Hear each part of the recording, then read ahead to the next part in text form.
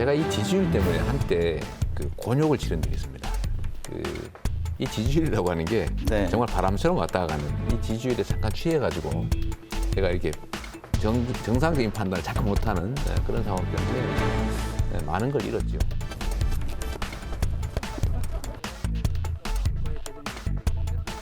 그래서 경기도가 하긴 하지만 다른 지방 정부들도 같이 해주면 좋겠다 했는데 그 정책 방향을 정하신다고 하니까 정말 반가웠어요. 네. 앞으로도 제가 어떤 위치에 있든지 자유민주주의와 국민을 보호하는 데 온 힘을 다하겠습니다. 목표 만드셨는데 소감 한 말씀 부탁드립니다. 추후에 입당이라든지 정치적인 본격적 행보를 언제쯤 보이실 예정이신가요? 글쎄요. 매우 드문 일이죠. 그리고 국가 전체를 운영한다는 게 검찰을 지휘하는 것하고 사뭇 다를 텐데 예. 하는 걱정은 가지고 있습니다.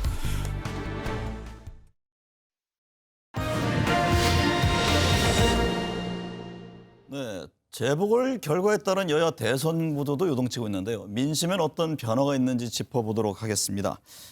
민주당을 먼저 보면 이재명 경기지사 지지율 견고 이어가는 모습이고 이낙연 전 대표는 뭐 타격이 불가피한 상황이다 이런 분석들인데 김미연 소장께서는 어떻게 진단하세요?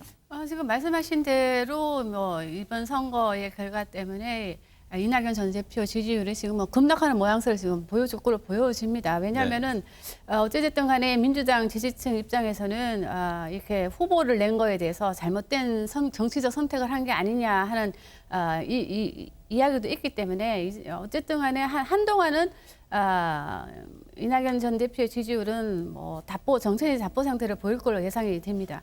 네. 그럼에도 불구하고 지난주에 이번 주에 나온 조사였나요? 그거 보면은 차기 대권 주자 조사에서 이재명 지사가 직전 조사 때보다 지지율이 급상승하면서 지지율 1위를 기록을 했는데요. 네. 아마 이것이 바로 이제 민주당 지지층에 대해 지금 마음을 지금 반영한 조사가 아닌가 싶은데요. 네. 민주당 지지층에서 본다면 이재명 지사 지지율은 43%가 나왔습니다. 네. 반면에 이낙연 전 대표 지지율은 23%로 양 후보의 격차가 20% 정도 났거든요. 네. 그리고 이 조사에서는 민주당 지지율이 30%가 넘는 걸로 나왔기 때문에 그걸 감안해 봤을 때 이제 이재명 지사 쪽으로 이제 민주당 지지층과 그리고 문심이 네. 서서히 지금 이동하는 게 아닌가라고 보여지고 있습니다. 배 대표님, 네. 상당히 좀 관심 있게 시청자분들이 보는 게 야권이 국민의힘이 보궐선거 이겼잖아요. 네. 근데 이재명 지사가 1위를 탈환했어요. 네. 이건 어떻게 봐야 합니까? 이 지사의 어떤 지지율의 견고함은. 일종의 착시 현상을 주의할 필요가 있을 것 같아요. 네. 이재명 지사 지지율이 오른 게 아닙니다. 그대로 네. 유지가 된 거죠. 네. 그러니까 아직까지는 이번 차기 대선 후보 지지도 조사는 선거 결과가 반영된 것은 아닙니다. 네. 그러니까 계속 유지를 해오던 이재명 지사의 지지율 그리고 계속해서 지지율이 하락하고 있고 주춤한 상태에 이낙연 전 대표의 지지율을 이제 고스란히 보여주는 건데 네.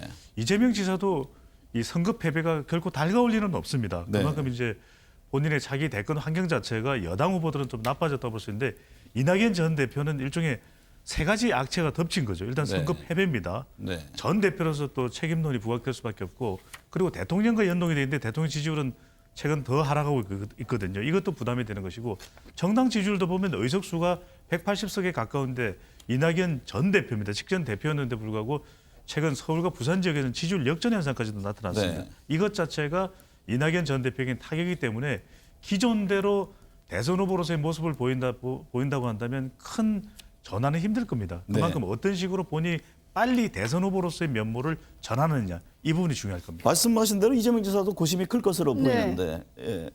저는 지금 말씀하신 대로 이재명 지사 지지율이 1위를 탈환한 것이 일종의 뭐 착시 현상이다. 아니면 이게 조사 전 선거 결과가 반영이 된 거야 되지 않은 조사 결과이기 때문에 이렇게 나왔다고 얘기하는데 그 점에서 저는 일정 부분 동의를 못합니다. 왜냐하면은 이미 이 조사가 시작될 때는 이미 많은 사람들 중에서는 여당이 패배할 거라는 그런 여론조사가 되게 많았고요. 여당 패배가 이미 예견이 돼 있었고 그러다 보니까 오히려 역으로 민주당 지지층에서는 이러다가 우리가 다음 대선도 위험한 거 아니냐 네. 하는 위기감이 지금 상당히 팽배했기 때문에 전국에 있는 어떤 그 여권 지지층들이 이재명 지사를 중심으로 지지율도 저는 뭉치기 시작했다. 그래 뭉친 결과가 이번 조사의 결과로 나타난 것으로 보여지고요. 네.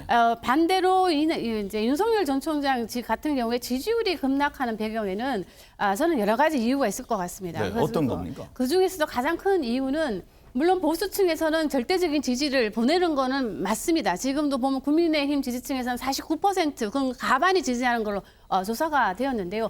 반면에 중도층에서는 윤석열 전 총장의 그동안 행보를 보면서 상당히 좀 의구심을 가진 분들이 좀 있는 것 같아요. 네. 그 이유는 뭐냐면 어찌됐든 간에 윤석열 총장은 지금 넘어야 될 산이 두 가지입니다. 첫째는 문재인 정부의 검찰총장이었다는 사실과요. 네. 그리고 박근혜 그리고 이명박 전 대통령에 대해서 이분이 어떤 제스처를 취할지가 네. 지금은 이제 보수층이 한동안은 윤석열 전 총장에게 그냥 환호를 했다면 지금은 이제 이분이 어떤 정치적 선택을 하느냐를 대해서 이제 생각하기 시작했다는 거죠. 그것이 이번 조사에도 지금 반영이 된 걸로 보여지고 이제부터 나오는 모든 조사 결과를 보더라도 이재명 지사의 지지율은 상당히 민주당 지지층과 문재인 지지층에서 상당히 지지를 받을 걸로 예상이 되는 반면에 윤석열 총장에 대해서는 상당히 좀 고개를 가뚱하는 유권자들의 표심이 좀 반영되지 않을까 싶습니다. 지금 중요한 대목인데 예. 우리 배 대표님 입장은 근데 어떤가요? 여유를 두고 좀 볼 필요가 있을 것 같아요. 네. 이번 조사 결과가 선거일까지 실시된 조사이거든요. 그리고 윤석열 전 총장은 차기 대권 후보로서 아직 가시화되지는 않은 상태이기 때문에 물론 지지율은 상당히 높습니다. 중요한 것은 이번 재보궐선거일까지는 누구에게 관심이 집중되겠습니까? 국민의힘이나 보수층은 역시 재보궐선거고 오세훈 후보나 박형준 후보에 더 주목될 수밖에 없는 것이거든요. 후보 쪽에 관심이 쏠릴 그럼요. 수밖에 없다. 그러니까 네. 이 조사 결과는 좀 더 지켜봐야죠. 윤석열 전 총장이 이번 보궐선거 결과에 수혜를 입는지 없는지 입을 수 있는지 없을지는 네. 좀 더 차후의 흐름을 보면서 우리가 판단을 할 부분으로 보입니다. 그럼에도 불구하고 이제 이 지지율 하락 포인트가 꽤 컸잖아요. 네. 윤석열 전 총장도 이번에 사전투표 때 부친과 함께 어떻게 보면 정치적 행보를 한 건데 네. 그럼에도 불구하고 왜 갑자기 이렇게 빠졌을까? 이 점은 여전히 궁금증으로 남습니다. 실제 데이터를 보시면 그렇게 또 궁금한 부분도 아닌데 네. 누가 지지율이 빠지냐면 국민의힘이나 보수층에서 지지율이 빠지거든요. 그 그런 만큼- 안에서 그렇죠. 지지율 그러니까 이동 현상이군요. 이동 보수 현상이 안에서. 나타나는데 그게 그러면 보수의 다른 후보로 갔느냐면 그렇지도 않아요. 네. 그러니까 윤석열 전 총장이 부각되고 있는 정치적인 국면이 아니었고 하기 때문에 향후에 이제 보궐선거 이제 끝났습니다. 이 결과가 윤석열 전 총장에게 어떻게 영향을 미치는지 그리고 한 개의 조사만 볼 수는 없습니다. 네. 최근에 이제 전화 면접에 직접 하는 조사와 자동응답 조사까지도 같이 함께 두루 살펴볼 필요가 있겠죠. 네. 이재명 지사는 말씀들 하셨지만 1위를 지금 유지하고 있지만 여권의 패배를 어쨌든 정치 지형 자체는 지금 불리해진 상황이 됐잖아요. 그랬을 경우에 지금 친문의 손을 잡느냐 아니면 독자 노선으로 갈 것이냐 고심이 클 것이다 이런 분석들이 나옵니다. 뭐 선택은 뭐 이재명 지사의 몫이겠지만 네. 저는 뭐 독자 선택을 할 거라고 생각은 하지 않습니다. 네, 우선 당내 경선을 염두에 그럼요. 둘까요? 예, 일단은 친문과 문재인 지지층들을 끌어안고 가는 정치적 행보가 필요하다고 보여지고요. 또 네. 그리고 지금 이제 국민들이 요구하는 게 통합의 정치잖아요. 네. 뭐 통합의 정치라고 하는 것은 뭐 친문 비문 할 거 없이 그리고 보수 모든 거를 좀 끌어안는 정치를 해야 되는데 본인이 여기서 선거에 졌다, 그 보궐선거에서 졌다고 해서 당장 뭐 민주당과 손을 긋고 독자 노선을 간다. 그것도 저는 그렇게 가리라고 생각도 하지 않지만 그렇게 간다면 상당히 저는 지지율은 하락할 것으로 보여집니다. 세 가지를 볼 필요가 있을 것 네. 같습니다. 세 가지는 뭐냐면 이재명 지사의 옆에 놓이는 과제는 뭐겠습니까? 지지율을 더 끌어올리는 것이거든요. 네. 그렇다면 지지율을 끌어올리기 위해서는 호남 지지율의 본인의 지지 비율을 더 끌어올려야 되고 그다음에는 이번 선거도 재보궐선거도 마찬가지지만 20, 30대 표심도 중요했습니다. 그런데 더 중요한 건 50대 표심이었거든요. 네. 50대 표심에서 박영선 후보도 또 김영춘 후보도 다 이 속수무책으로 당할 수밖에 없는 그런 또 선거였고 또 하나 중요한 것은 친문 진보 지지층은 계속해서 외연을 확대해야 됩니다. 그런 네. 만큼 50대 또 호남 또 친문 지지층을 생각한다면 오히려 이재명 지사의 향후 행보는 눈에 확연히 예상되는 것이 첫 번째로는 당과 두 번째로는 문재인 대통령과 스킨십을 더 강화할 것으로 보입니다. 네, 그건 두 분이 같은 견해를 주시는군요. 그러니까 대선 행보를 언제부터 본격화할 것이냐 이것도 중요한 지점인데 그건 뭐 이재명 지사도 마찬가지고 윤석열 전 총장도 마찬가지입니다. 그러니까 윤 전 총장이 과연 언제 등판할 것이냐 이런 부분인데 그 점은 어떻게 보세요? 언제가 가장 효과적일 것으로 보십니까? 저는 윤석열 총장 같은 경우는 지금 국민이 먼저 선택을 해야 되겠죠. 국민의힘과 할 것이냐 아니면 제3 삼당으로 후보로 갈 갈 것이냐. 것이냐 생각을 한다면 저는 국민의힘과 같이 할 생각이라면 정당대가 끝나고 난 뒤에 하는 게 더 이롭다고 보여집니다. 새로운 네. 지도부와 함께 새 출발을 한다면 더욱더 좋을 것으로 보여지고요. 그러면 제3지대 후보로 출마한다면 당연히 이제 3지대에 있는 안철수 후보와의 관계 네. 그리고 이제 만약 안철수 후보도 그럼 국민의힘과 그럼 합당을 할 것인가 말 것인가 네. 여러 가지 지금 정치적인 일정이 앞두어 있기 때문에 저는 윤석열 총장은 좀 더 시간을 갖고 이 여건이 좀 정리되는 후에 들어가는 것이 훨씬 더 효과적이라고 네. 생각합니다. 근데 배 대표님, 네. 이게 정치를 한다면 마냥 시간을 늦출 수는 없잖아요. 그렇습니다. 사실 네. 국민들의 관심도에서 벗어나면 지금도 어쨌든 여론조사를 보면 하락을 네. 보여줬는데 고심이 깊을 수밖에 없을 것 같아요. 여러 가지 이제 정치적 환경을 데이터적으로 분석을 해보면 이재명 지사는 6월, 네. 또 윤석열 전 총장은 본인의 대권 도전 여부를 한 8월 정도에는 발표할 수밖에 없을 것으로 네. 원래 민주당의 경선 일정이 6월부터 들어가거든요. 6월 그렇죠. 말부터. 9월에 결정을 해야 네. 되니까요. 그런데 이게 뭐 수년 될 수도 있다, 또 아니다 이런 이야기까지 나오는데 정치인들이 어떤 정치적인 일정을 결정할 때는 대부분 당의 일정보다는 먼저 하기가 힘듭니다. 네. 우선 당 일정이 이오기 때문에 적어도 5월 말부터 시작될 수밖에 없는 것이고 두 번째는 이제 터닝 포인트인데 언제 했을 때 본인의 정치적인 이 극적인 효과가 가장 클 수 있느냐 이것이 네. 중요하거든요. 그러니까 이제 이재명 지사의 경우에는 5월 말 이후를 생각해 보면 6월 말에 선택을 해야 위기 국면에 이재명이 민주당과 정부의 위기를 타개해 나가겠습니다라고 이야기할 수 있는 것이고 대표성을 갖고 움직여야 된다 이런 본인의 말씀이군요. 지지율이 높기 때문에 자기는 수년하는 걸 원치 않겠죠. 그렇다면 6월 달에 못을 박아서 이제 출마 선언을 할 가능성이 상당히 높고 윤석열 전 총장의 경우에는 이제 국민의힘도 한 9월, 10월 되면 경선 일정 시작돼야 되거든요. 네. 더 늦추면 자기 지지층도 결집되기가 쉽지는 않은 것이 바로 윤석열 전 총장의 지지층의 성격이 좀 더 반사체의 성격이다. 네. 그렇다면 다른 후보들이 본격적으로 부각되기 전에 적어도 8월 정도. 그러니까 6월에서 8월이니까 이재명도 윤석열 전 총장도 여름이 아주 뜨거울 수밖에 없습니다. 여름이 뜨거울 것이다. 지금 윤 전 총장이 국민의힘에 입당했을 경우에 분명히 특과실이 있을 겁니다. 지금 유승민 전 의원 같은 경우에는 견제구를 날렸죠. 윤석열 전 총장에 대해서 아니 박근혜 전 대통령에 대해서 30년 구형 이거 너무 과한 것 아니냐. 그걸 어떻게 보셨어요?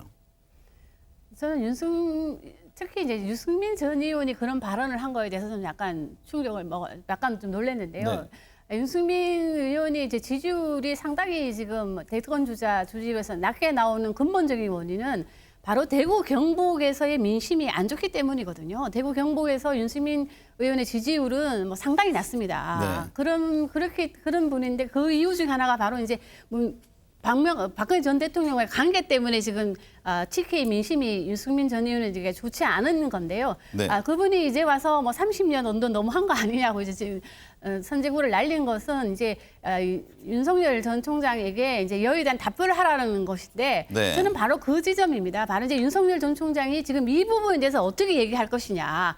만약 이게 가하지 않았다, 당연한 거였다고 얘기를 한다면 중도층에서 어느 정도 중도 보수라든가 중도층에서는 어느 정도 지지를 이끌어낼 수는 있을지는 모르겠지만 정통적인 지지층과 TK에서는 약간 실망감이 있을 수밖에 없거든요. 네. 그렇다면 이제 지지율은 상당히 큰 폭으로 좀 출렁일 것으로 예상이 되기 때문에 그 점을 부각하기 위한 그렇죠. 것을 그냥 윤석열 보시는군요. 전 총장에게 이제 건재구를 날린 게 유승민 전 의원이 본인도 지금 마음이 급한 거죠. 지금 네. 왜냐하면 시간이 얼마 남지 않았기 때문에 그런 상태에서 본인의 지지율을 좀 끌어올리기 위한 네. 그런 견제구가 아니었나 싶습니다. 야권 후보 중에요. 네. 그 안철수 국민의당 대표죠. 이번 보궐선거 과정에서 오히려 존재감이 커졌다 이런 네. 분석들이 나옵니다. 사실 뭐 서울시장 후보 경선에서 떨어졌을 때만 해도 야, 이 정치 생명이 어려운 것 아니냐. 네. 안 대표도 대선 행보를 이어갈 것이라는 전망들이 많은데 지지율 부분은 어떻게 보세요? 당연히 그렇게 했겠죠. 네. 지금도 보면은 단일 후보에서 탈락하고 난 이후에 오히려 안철수 후보에 대한 대선 후보 무게감은 더 높아진 셈이거든요. 네. 그만큼 중도층 견인이 대선에서 확연하게 중요할 수밖에 없다는 것이고 또 안철수 대표의 경우에 이번에 좀 국민의힘 또 보수 지지층으로부터 신뢰를 얻는 부분도 있었습니다. 네. 패배했지만 단일화에서 패배했지만 끝까지 선거 현장에서 오세훈 시장을 도우는 그런 모습 자체도 좋은 평가를 받을 수가 있거든요. 네. 그러니까 이런 부분들입니다. 앞서 이제 윤석열 전 총장 관련된 부분을 추가적으로 짧게 분석을 해드리면 과연 이명박 박근혜 전 대통령, 특히 이제 박근혜 전 대통령과 관련된 수사 부분에 대한 부분이 더 문제가 될까? 네. 아니면 문재인 대통령과 대립각을 세우고 검찰개혁 갈등의 중심에 섰던 윤석열 전 총장의 무게감이 더 높게 평가를 받을까? 이게 지금 대결하는 것이거든요. 네. 보수 쪽에서 볼 때는 어느 게 우리한테 더 이기냐? 오히려 반문 세력을 결집할 수 있는 데는 윤석열 전 총장이 낫지 않냐 이런 평가 가능하고, 또 하나는 보수층을 결집할 때도 지금 달리 부각되는 인물이 없기 때문에 오히려 윤 전 총장이 대선 후보감으로 적정하다 볼 수 있는 것이고, 마지막으로 이제 중도층 외연을 확보하는 것이 중요하거든요. 그러니까 네. 이른바 김종인 전 비대위원장과의 접촉되는 부분, 이 부분은 중도층까지 견인할 수도 있기 때문에 유승민 전 대표의 주장과는 다르게 윤 전 총장의 또 정치적인 효과, 이게 있다라고 보수층에서는 볼 수가 있는 것이겠죠. 네. 김종인 위원장 얘기를 하셨는데 지금 제3지대 통합 얘기가 계속 나오고는 있습니다. 근데 한편에서는 김종인 전 위원장이 뭐 직접 대선 출마 얘기도 나오는데 네. 어떤 역할을 할 것으로 보세요? 아마 지금과 같은 역할을 하지 않을까 싶습니다. 네. 국민의힘 비대위원장으로서 어쨌든 간에 구심점 역할을 했잖아요. 뭐 야권 후보, 뭐 통합 후보를 선출하는데 구심점 역할을 할 것으로 보여지는데, 그럼 그 구심점 역할을 어디서 할 것이냐는 거죠. 네. 국민의힘 안에서 할 건지, 아니면 바깥에서 도울 것인지, 아니면 본인이 직접 뜰 것인가 하는 이제 세 가지 시나리오가 가능한데요. 저는 개인적으로 김종인 위원장 입장에서 본다면 저는 개인적으로 출마할 생각도 있지 않나 하는 생각을 좀 해봅니다. 그렇군요. 예, 네. 왜냐하면은 본인이 뭐 이 민주당도 있었고, 그리고 국민의힘도에서 또 하락을 해 보면서 본인만한 사람도 본인만큼 이게 예지력과 그리고 본인만한 정치력을 가진 사람이 없다는 것을 본인 스스로 좀 느낀 게 아닌가 싶어서 본인 스스로 역으로요? 나올 것 같아요. 그럼 역으로 안철수 대표에 대해서 가장 부정적인 의견을 지금 이른바 견제구를 던지는데 네. 그럼 야권에서는 안 대표가 가장 부담스럽다고 느껴서 그런 건가요?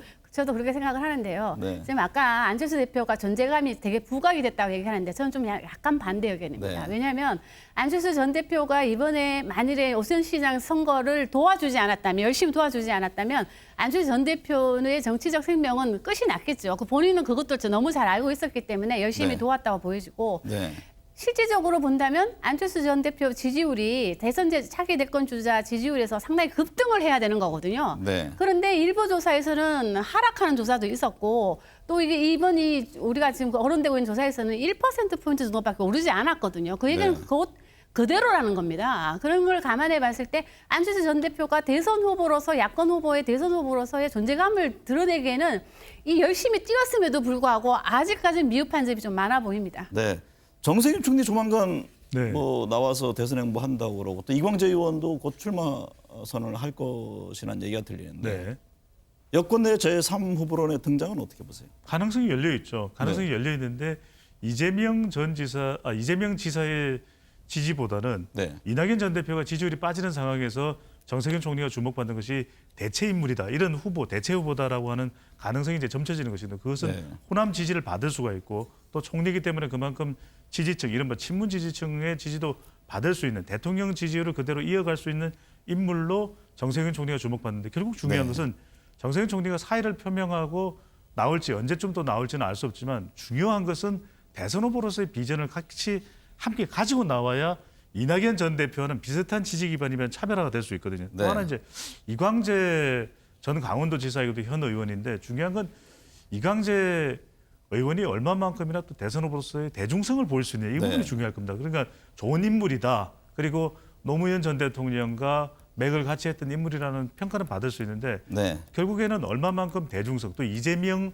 지사와의 비교될 수 있는 경쟁력에서 네. 주목을 받을 수 있냐, 이 부분이 중요한데, 짧게만 하나 더 추가하면요, 김종인 전 비대위원장이 대선 후보로 출마할 가능성은 그렇게 높지 않다고 봐요. 왜? 네. 본인이 출마하는 높지 순간 않은 겁니까? 아니면 가능성이 없는 겁니까? 저는 가능성이 크지는 않을 걸로 봐요. 네. 왜냐하면 출마하는 순간 다른 평가가 이루어질 수밖에 없거든요. 그리고 네. 킹메이크, 김종인 전 비대위원장 그러면 우리가 키워드가 중도, 외연, 또 별의 순간, 네. 스테른 수준대는 자기가 나오는 순간 별이 안 될 수 있습니다. 네. 다른 사람을 겨냥했을 때 별의 순간을 만들어주는 사람이기 때문에 출마 가능성 높지 않은데, 앞으로 이제 이 외연 확대를 하고 또 빅텐트를 이끌어가는데 상당한 역할을 하지 않겠나 네. 전망을 해봅니다. 원희룡 제주지사 또 무소속 홍준표 의원도 대선 행보하잖아요. 네.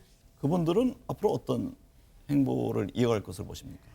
아니 보수층을 좀 결집을 하려고 하겠죠. 네. 그리고 이제 제일 먼저 해야 될 게 이제 윤석열 전 총장에게 지금 가 있는 보수 민심을 이제 본인들 쪽으로 끌어와야 되는데요. 네. 그렇게 하기 위해서는 뭔가 이슈를 좀 선점해야 되는데 네. 두 분 다 이슈거리를 지금 제공을 못 하고 있어요. 그것이 가장 안타까워 보입니다. 네. 만일 이분들이 좀 이슈거리를 좀 보수들에게 좀 제공을 한다면 뭐 지지율이 상당히 좀 오를 가능성이 있어 보이지만 지금으로서는 대중성이 이분들의 하락에 비해서는 대중성과 그리고 인지도가 뒷받침이 안 되는 것 같아서 좀 안타까운 생각이 좀 듭니다. 중요한 거는요. 그렇다면 이재명, 윤석열 양강 구도가 당분간 계속되는 건지 아니면 새로운 국면이 언젠가 또 도래하는 것인지 그 점은 어떻게 보세요? 당분간은 그렇게 될 수밖에 없을 것 같습니다. 네. 결국 이제 대통령 지지율이든 정당 지지율이 변할 수 있는 경우에는 차기 대권 구도도 요동치는 현상이 나타날 수 있는데 그렇게 되기는 짧은 기간 동안은 쉽지 않아 보이거든요. 네. 지금도 그렇지만 대통령 지지율도 정당 지지율도 뭐 어떤 변곡점에 다다르면 변화는 분명히 있을 것입니다. 그러니까 네. 그래도 차기 대권까지 영향을 줄 정치적 이슈를 우리가 쉽게 찾을 수는 없기 때문에 당분간은 6월까지든 8월까지든 이재명 지사, 윤석열 전 총장 대결 구도는 계속될 가능성이 있어 보입니다. 당분간입니까? 아니면 이 구도가 고쳐가 될 가능성이 있는 겁니까? 저는 고착화될 가능성이 매우 크다고 보입니다. 네. 왜냐하면은 뭐 정치는 생물이니까 섣불리 예단하는 건 뭐 건물이라고 생각을 합니다만은 지금 나오고 있는 주자들 중에서는 이 단번에 이제 인지도 대중성을 높이기에는 좀 약간의 한계들을 다 갖고 있기 때문에 네. 저는 이 양강 구도가 고착화될 가능성은 매우 크다. 그런데 만일에 윤석열 총장이 안 나온다면 대선 출마를 하지 않는다면 그때 보수들의 그 표심은 과연 누가 가지고 갈까? 그것이 하나의 남아있는 관건이라고 볼 수 있겠죠. 네. 결국엔 윤석열 전 총장이 대선 행보를 어떤 선택을 할 것이냐 이게 네. 관심사다 이 말씀이군요. 가장 큰 이슈가 되겠죠. 차기 대권 네. 구도에서는. 그렇기 때문에 아까도 말씀드렸지만 이 기간이 너무 길어질 수는 없을 겁니다. 그렇다면 이제 보수층에서도 새로운 모색을 할 수밖에 없는 상황이기 때문에 적어도 윤석열 전 총장의 정치적 환경을 본다면 한 8월쯤이 되지 않을까 전망을 해봅니다. 네. 102세 철학자 김영석 교수와의 인터뷰 중에 돈이든 명예든 나를 위해 한 일은 남는 게 없다. 더불어 살아야 행복하다는 말이 긴 여운을 남깁니다. 우리는 무엇을 향해 어떤 가치를 목표로 달려가고 있는 걸까요? 화창한 봄날에 한 번쯤 멈춰서 되돌아보면 좋겠습니다. 시청해주신 여러분 감사합니다.